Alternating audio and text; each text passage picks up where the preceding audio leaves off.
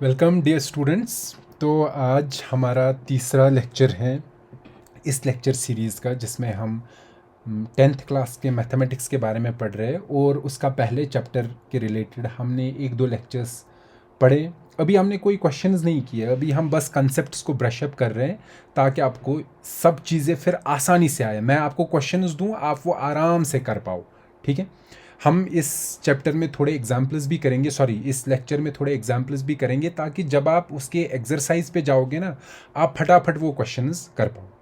ठीक, तो हमने लास्ट क्लास में जहाँ छोड़ा था हमने फंडामेंटल थ्योरम ऑफ अरिथमेटिक रुके थे हम। तो फंडामेंटल थ्योरम ऑफ अरिथमेटिक क्या बोल रहे हैं, ज़रा इसको थोड़ा रिवीजन करके देखते हैं। हम कहते हैं every composite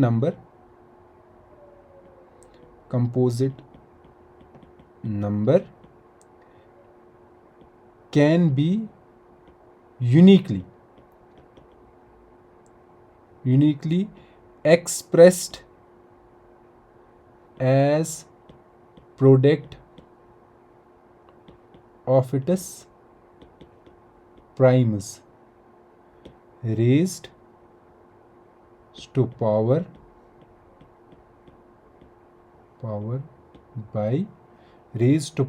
by some numbers। ठीक है, इसको हम बोलते थे फंडामेंटल थ्योरम ऑफ अरिथमेटिक, या इसी को हम प्राइम फैक्टराइजेशन भी बोलते हैं।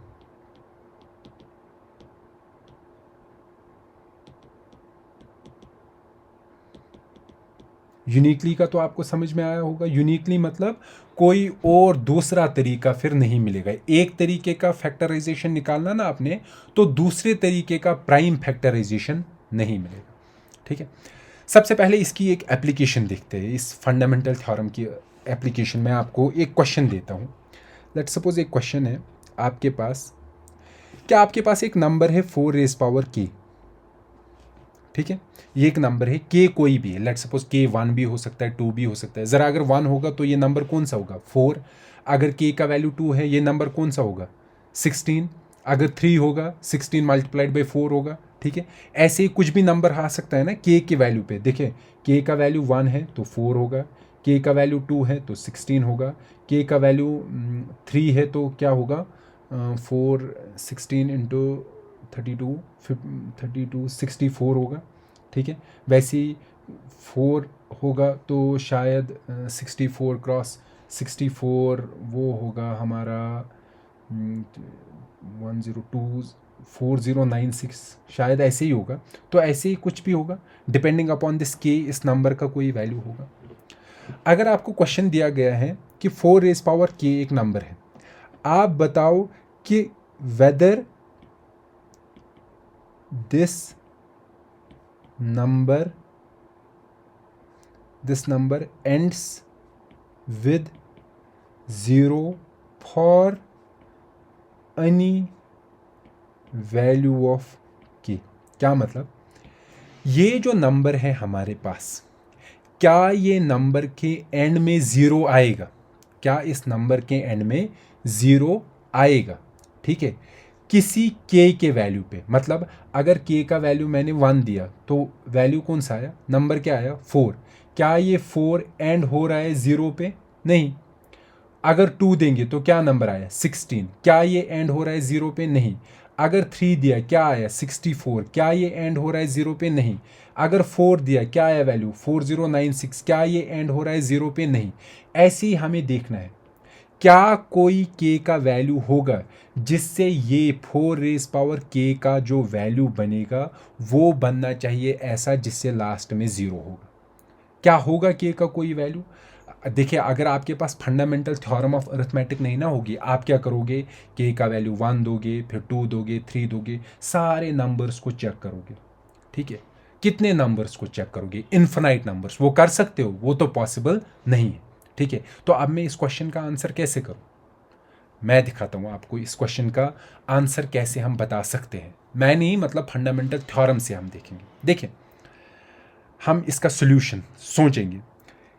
आप मुझे बताइए, इसका ये जो हमारे पास नंबर है, ये नंबर, ये कब होगा एंड विद 0।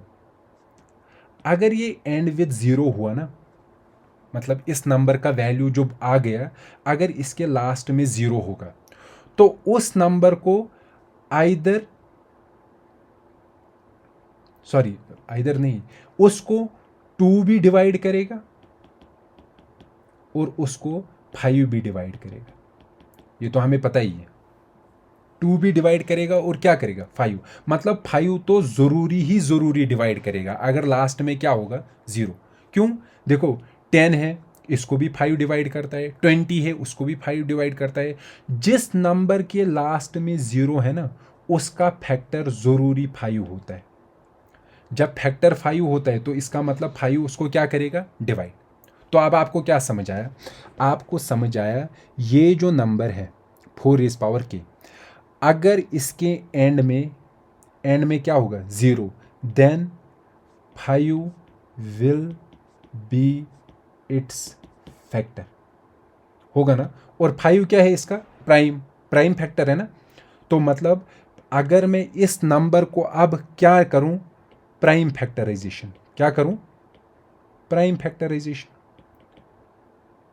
इसी नंबर को क्या करेंगे प्राइम फैक्टराइजेशन। मैंने कहा अगर इसके एंड में 0 आया तो 5 इसका क्या होगा फैक्टर, और 5 क्या है प्राइम, तो ये इसका कौन सा फैक्टर है प्राइम फैक्टर। तो जब मैं इसको प्राइम फैक्टराइजेशन करूंगा ना इस तरीके से, प्राइम फैक्टराइजेशन मतलब क्या होता है, it will be the product of its primes. तो इन प्राइम्स में से एक ना एक नंबर क्या होना चाहिए 5।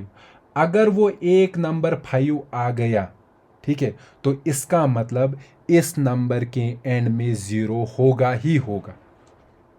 फिर से मैं बताऊंगा, हमें क्या बताना है, 4 रेज़ पावर के को एंड विद 0 होगा फॉर एनी वैल्यू ऑफ के। अगर के को मैं कोई वैल्यू दूं, कोई भी वैल्यू, क्या कोई ऐसा के का वैल्यू है जिससे ये नंबर किस में एंड होगा 0। हम बोलेंगे, हम क्या कह रहे हैं, हम इसको सॉल्व कैसे करेंगे, पहले ये समझना है सॉल्व कैसे करेंगे। हम बोलेंगे ये वाला जो नंबर है, अगर इफ इट एंड्स विद 0, अगर ये एंड हुआ किससे 0 से, तो that means this implies 5 will divide 4 rays power की। फिर तो ये इसको डिवाइड करेगा ही करेगा, क्योंकि जिस नंबर के भी लास्ट में 0 होता है 5 उसको डिवाइड करता है। जब 5 डिवाइड करता है उसका मतलब 5 is the factor of 4 rays power की। ठीक है, समझ में आया? जब 5 है फैक्टर किसका 4 रेज़ पावर के का, और 5 आपको पता है ये है प्राइम नंबर, क्या है प्राइम नंबर। तो इसका मतलब अगर मैं 4K को अब फैक्टराइजेशन करूं, क्या करूं प्राइम फैक्टराइजेशन। प्राइम फैक्टराइजेशन क्या होता है, we will write it as product of primes. और वो प्राइम्स कौन से, वो प्राइम्स वो है जो इसके फैक्टर होंगे। और इन प्राइम्स में हमें एक तो पता चला, वो है 5, जो क्या है इसका फैक्टर। अगर ये किससे एंड होगा 0 से, तो इसके प्राइम फैक्टराइजेशन में देयर शुड बी 5। अगर 5 नहीं हुआ तो मतलब ये इसके एंड में 0 नहीं। ठीक है, अब सॉल्यूशन लिखते हैं, मैं आपको दिखाता हूं एग्जाम में आप इसकी सॉल्यूशन कैसे लिखोगे। हम क्या करेंगे, 4K can be written as, 4K को हम लिख सकते हैं एज, देखिए कैसे, हम इसको इस तरीके से लिखेंगे, हम इसको डिवीजन करेंगे इनटू प्राइम नंबर्स। क्या मतलब 4K हम लिख सकते हैं 4 रेज टू पावर क्या है के, ठीक है, इज इक्वल टू, इस 4 के आप फैक्टर्स निकालो, 4 के प्राइम फैक्टर्स निकालो, वो क्या है ऐसे, 4 का प्राइम फैक्टराइजेशन आता है 2 स्क्वायर 4 का। तो इस 4 को मैं लिख सकता हूँ ना 2 square whole raise to power क्या है के। ठीक है, फिर हम यहाँ आते हैं 2 जब रेज टू पावर ऐसे हो ना दो, तो इन दोनों का मल्टीप्लिकेशन होता है 2 रेज पावर की। तो आप देखिए, आप मैंने 4 को क्या लिखा, 4 is equal to 2 raise power 2 के। आप अगर 4 के को आप अगर देखोगे ना, ये जो है it is the prime factorisation of 4 raised power की। ये प्राइम फैक्टराइजेशन है 4 रेज्ड पावर की का। क्यों?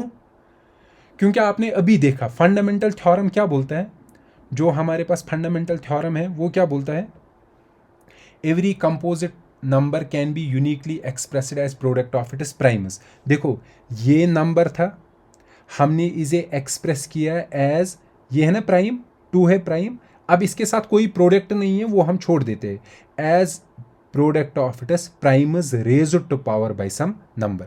तो ये इसका क्या है, प्राइम फैक्टराइजेशन। और हमने अभी पढ़ा फंडामेंटल थ्योरम ने बोला प्राइम फैक्टराइजेशन इज यूनिक। क्या बोला है, मतलब कि इस नंबर का जो प्राइम फैक्टराइजेशन है वो क्या है, वो है 4k is equal to 2 raise power 2k। मतलब इसके बगैर कोई और प्राइम फैक्टराइजेशन होगी नहीं।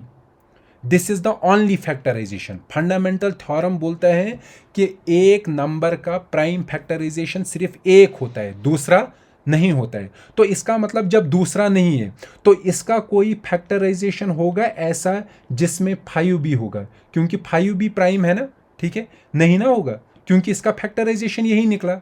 जब इसके किसी फैक्टराइजेशन में 5 नहीं है तो इसका मतलब 5 इसका फैक्टर है नहीं। जब इसका 5 फैक्टर नहीं है, क्या इसके एंड में 0 आएगा? नो। समझ आ गया? मैं अब इसका आंसर लिखता हूँ, सॉल्यूशन मैंने अभी भी लिखा लेकिन फिर से, ताकि आप लोगों को एक बार में समझ आ गया ना, आप ये चीज़ें बार बार फिर आराम से कर सकते हो, मतलब आपको सोचने की ज़रूरत भी नहीं है। हम बोलेंगे let 4k be a number that ends with 0। हम मानेंगे 4k नंबर है, 4 रेज पावर k नंबर है दैट एंड्स विद 0, ठीक है, जो एंड हो रहा है किससे, 0 से। अब अगर ये एंड हो रहा है 0 से तो उससे हमें क्या पता चला, this implies then 5 will be the factor of 4k। क्यों? ये आपको पता ही है, जो भी नंबर हमने एज्यूम किया, लेट करो या एज्यूम, ये आपकी मर्जी है, हमने एज्यूम किया 4k एक नंबर है, ठीक है, जो एंड हो रहा है 0 से। अब अगर हमने ये बोला ये एंड हो रहा है 0 से, तो 5 इसको डिवाइड करेगा ना, हाँ, तो 5 इसका फैक्टर भी होगा, ठीक है। अगर ये इसका फैक्टर है और हमें पता है 5 is, we know that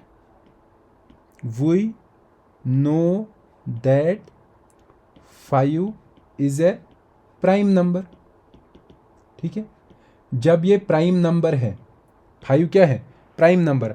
fundamental theorem बोलते हैं ना, जो प्राइम नंबर्स होते हैं, एक नंबर का अगर प्राइम फैक्टर्स है, हम उस नंबर को लिख सकते हैं as product of its primes, prime factors. तो इसका मतलब है this implies 5 will appear in the prime factorisation. किसके फैक्टराइजेशन में ये आना चाहिए, ये 5 4k के, 4 रेज पावर k के, ये तो पता ही है। चलो देखते हैं क्या ये आता है कि नहीं आता है। हमारे हिसाब से तो आना चाहिए। क्यों आना चाहिए? क्योंकि हमने एज्यूम किया है। क्या एज्यूम किया हमने मान लिया है ना, यहाँ हमने मान लिया है 4 रेज पावर k एंड हो रहा है 0 से, तो इसका मतलब 5 तो आना ही चाहिए, ठीक है। तो अब हम देखते हैं, let's do the factorisation of 4 raise power k। ज़रा लिखते हैं, 4 रेज पावर k को हम लिख सकते हैं एज, मैंने कहा k को ऐसे ही रखो, 4 के प्राइम फैक्टर्स निकालो। 4 के प्राइम फैक्टर्स क्या होते हैं, 2 रेज पावर 2। फंडामेंटल थ्योरम यही नहीं बोलता है कि यहाँ मल्टीप्लाई भी होना चाहिए, ये ज़रूरी नहीं, अगर सीधे 2 है ना तो वो भी प्राइम फैक्टराइजेशन। तो इसको हम लिख सकते हैं 2 raise power 2 4 raise power k। This implies, जब हम एक स्टेप से दूसरा स्टेप जाएंगे तो इम्प्लाइज लिखना चाहिए 4 raise power k is equal to 2 raise power 2k। ठीक है, सो अब हमें पता चला ये जो है दिस इक्वेशन 1, इसका नाम रखते हैं इक्वेशन 1 जो है is the prime factorisation of 4 raise power k। क्यों है ये prime factorisation of 4 raise power k? क्योंकि हमने लिखा ये 4 raise power k as product of primes. इसका यहाँ प्रोडक्ट कुछ नहीं है, वो आप इग्नोर कीजिए। एज प्रोडक्ट ऑफ प्राइम्स 2 है ना, prime 2 raise power some number. ठीक है, equation 1 is the prime factorisation of 4 raise power k। और हमें और एक चीज पता चला by fundamental theorem of arithmetic. Fundamental theorem of arithmetic वो क्या बोलता है? फंडामेंटल थ्योरम ऑफ अरिथमेटिक बोलता है कि prime factorization is unique. Prime factorization is unique मतलब अगर ये हमें फैक्टराइजेशन निकला ना तो कोई और इसकी प्राइम फैक्टराइजेशन नहीं होगी। जब कोई और प्राइम फैक्टराइजेशन नहीं है किसकी? 4 रेज पावर k की, सिर्फ ये वाला है।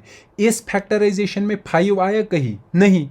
जब इसके 5 आया ही नहीं तो हम बोल सकते हैं ना this implies 5 does not appear in the prime factorisation of 4 raise power k। ये इसकी प्राइम फैक्टराइजेशन निकली, ये वाले, ठीक है ना, जिसमें सिर्फ क्या आया 2, 5 कहीं है नहीं है। जब 5 है ही नहीं, फंडामेंटल थ्योरम बोलता है कि एक ही तरीका होता है प्राइम फैक्टराइजेशन का। कोई बोलेगा दूसरा तरीका होगा उसमें 5 होगा, लेकिन फंडामेंटल थ्योरम बोलता है एक ही होता है, दूसरा नहीं होता है। जब दूसरा नहीं होता है तो इसका मतलब जब यहाँ 5 नहीं है तो कहीं भी 5 नहीं होगा इसके किस में? प्राइम फैक्टराइजेशन में। जब इसके प्राइम फैक्टराइजेशन में 5 है ही नहीं, ठीक है ना, उसका क्या मतलब है? हाँ, यहां आ गया 5 does not appear in the prime factorisation of 4 raise power k। मगर यहां हमने बोला था ना, हमने कहा था 4 रेज पावर k एक नंबर है जिसका एंड हो रहा है किसका? 0। तो उससे हमें निकला था 5 will appear in the prime factorisation of 4 raise power k। ठीक है, अगर हम इसका नाम रखेंगे a, यहां नाम रखेंगे b। देखो यहां हम बोल रहे हैं कि 5 अपीयर होगा प्राइम फैक्टराइजेशन में, यहां बोल रहे 5 डज नॉट अपीयर, 5 नहीं होगा। तो इसका मतलब क्या है? इसका मतलब हम कंट्राडिक्ट कर रहे, मतलब यहां एक चीज बोल रहे और यहां से ही क्या बोल रहे? दूसरा चीज बोल रहे। उसका मतलब जो हमने एज्यूम किया था वो गलत था, क्योंकि अगर वो गलत नहीं होता तो ये अलग अलग चीजें हमें यहां नहीं आती, हम कंट्राडिक्ट नहीं करते। This means there is a contradiction, there is a contradiction. किस किस के बीच में कंट्राडिक्शन है? Between A and B. यहां बोला हमने 5 विल अपीयर, यहां बोल रहे 5 डज नॉट अपीयर। ठीक है, जब 5 अपीयर ही नहीं हुआ है this means our assumption is wrong, our assumption is wrong. हमारा एजम्पशन क्या था? We assumed 4 raise power k be a number that ends with 0, ये हमारा एजम्पशन था। तो इसका मतलब हमारा एजम्पशन रॉन्ग है, तो 4k में कभी भी नंबर के एंड पे 0 नहीं आएगा। This implies 4k will never and with 0 for any value of. ये हमने निकाला इस क्वेश्चन का आंसर। अब अगर मैं आपको दूसरा क्वेश्चन दूं इसी पैटर्न पे, यही let suppose 6 raise power n, बताइए whether this number ends with 0 for any value of n। ठीक है, यही निकालना है जैसे अभी निकाला। तो क्या करोगे? वही हम कहेंगे, लेट्स मतलब सोल्यूशन इसका करेंगे। देखो इस तरीके से भी सोल्यूशन निकाल सकते हो और दूसरा तरीका भी है, वो इसमें समझाते हैं। हम कहेंगे 6 रेज पावर n है ना, वेदर दिस नंबर इज, हम क्या करेंगे, let's do prime factorisation of 6 raise power n। ज़रा इसका प्राइम फैक्टराइजेशन करो। 6 raise power n will be equal to, देखो 6 के प्राइम फैक्टर्स निकालो, वो क्या है, 2 और 3। सो 2 को लिख सकते हैं 2 मल्टीप्लाइड बाई 3 और रेज्ड पावर क्या है, n। This implies 6n is equal to 2 raise power n into 3 raise power n। ये जो हमारा इक्वेशन फर्स्ट है हम इसमें लिखेंगे। देखो 6 रेज पावर n, इस नंबर को मैंने लिखा है as product of these two numbers, और दोनों नंबर क्या है, प्राइम, रेज्ड पावर क्या है, नंबर्स, तो यही है ना प्राइम फैक्टराइजेशन इसकी। This implies first is the prime factorisation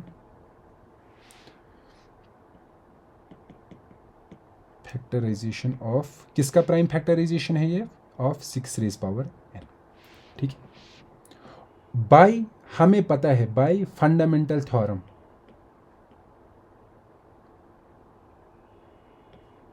क्या है फंडामेंटल थ्योरम से हमें क्या पता चला, फंडामेंटल थ्योरम से हमें पता है, जो मैंने अभी बोला, फंडामेंटल थ्योरम से हमें पता है prime factorization is unique, prime factorization is unique.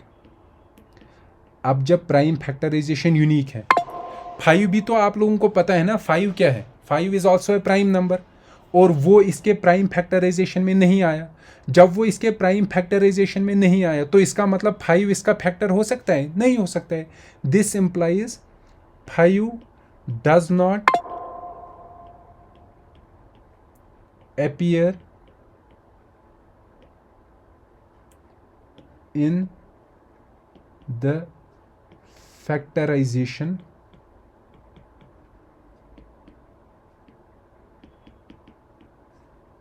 of 6 raise power n। जब 5 अपीयर ही नहीं हुआ तो उसका क्या मतलब है, जब 5 फैक्टराइजेशन में अपीयर ही नहीं हुआ, कब नहीं अपीयर होता है 5 तभी अपीयर नहीं होगा जब 5 इसका फैक्टर नहीं होगा। This implies 5 is not the factor of 6 raise power n। जब 5 फैक्टर ही नहीं है 6 रेज पावर n का, तो इसका मतलब 6 रेज पावर n के एंड में 0 होगा, नहीं। This implies 6 raise power n does not end with 0 for any value of n। क्यों, ये आपको याद समझ आया ना, क्योंकि अगर इसका 5 फैक्टर होता है ना तो अब इसके लास्ट में 0 होता है, क्योंकि जिसके भी लास्ट में 0 होता है ना 5 उसका फैक्टर होता है, प्राइम फैक्टर होता है। तो आप क्वेश्चंस का आंसर ऐसे भी निकाल सकते हो और इस तरीके से भी, दोनों मेथड्स मैंने आपको दिखाए, और दोनों मेथड्स एप्लीकेशन है of fundamental theorem of arithmetic. Okay, so ये आपका तीसरा लेक्चर है और अब हम 4th लेक्चर में मिलेंगे।